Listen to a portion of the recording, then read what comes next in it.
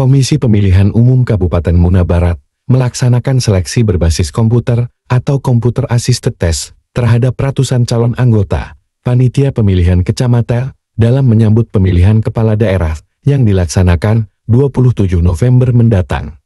Berlokasi di SMA Negeri 1 Tiket, seleksi digelar selama 2 hari ke depan, mulai 6–7 Mei tahun 2024, di mana di hari pertama pelaksanaan diikuti oleh 120 peserta yang terbagi dalam 3 sesi, masing-masing 20 orang, dengan menggunakan 2 ruangan. Ketua KPU Muna Barat, Latajudin menjelaskan, hasil verifikasi administrasi, terdapat 205 calon anggota PPK memenuhi syarat dari total 223 pendaftar, sementara 18 orang tidak memenuhi syarat.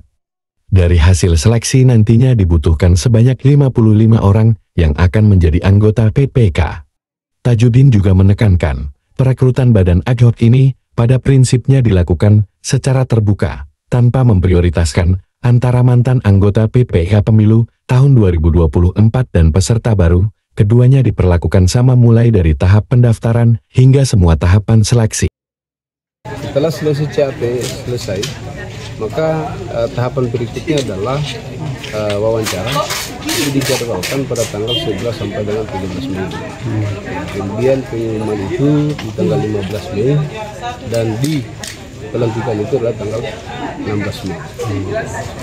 Jadi prinsipnya dia kalau seleksi terbuka ini, dia teman-teman PPK yang masih di penyelenggara dalam hal ini adalah PPK yang bertugas pada saat pemilu kemarin, itu juga sama posisinya dengan peserta yang baru mendaftar. Ya, karena diperlakukan sama, mulai dari pendaftaran sampai dengan semua tahapannya, sampai di tahapan pengumuman 5 besar. Tentu juga nanti menjadi tolak ukur ini kan yang kita harapkan kepada teman-teman peserta baik yang lama maupun baru, ya tentu kita harus melihat kapasitasnya, kemudian integritasnya, profesionalitasnya, dan itu harus dikembalikan kepada masing-masing peserta untuk memantaskan diri. Sementara itu, di hari pertama pelaksanaan seleksi PPK di Muna Barat, turut dipantau oleh Kepala Divisi SDM, Parmas dan Sosdikli KPU Sultra, Amiruddin, bersama Ketua Bawaslu Muna Barat, Awaludin Usa beserta jajarannya. Amiruddin menjelaskan, meski sesi pertama sempat terkendala jaringan dan penyesuaian server, namun proses seleksi berjalan lancar hingga terakhir. Dia juga menekankan bahwa dalam proses seleksi, nilai tertinggi bukan jaminan kelulusan, namun masih ada tahapan wawancara yang harus dilalui peserta untuk menentukan lulus atau tidaknya. Tim Redaksi Tajam melaporkan. Sejauh ini tidak ada, ya, semua lancar. Yang kita khawatirkan kan sebenarnya hanya persoalan jaringan saja, tetapi tadi berdasarkan laporan teman-teman tidak ada masalah.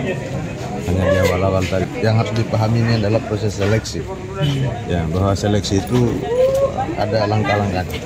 Nilai CAT juga bukan salah satu indikator, kemudian orang itu pasti lulus atau tidak. Karena namanya seleksi tentu ada langkah berikutnya lagi yang harus dilalui oleh peserta. Kami menekankan kepada teman-teman untuk segala tahapan yang dilalui dalam rekrutmen ini dilakukan sesuai dengan petunjuk pelaksanaan seleksi.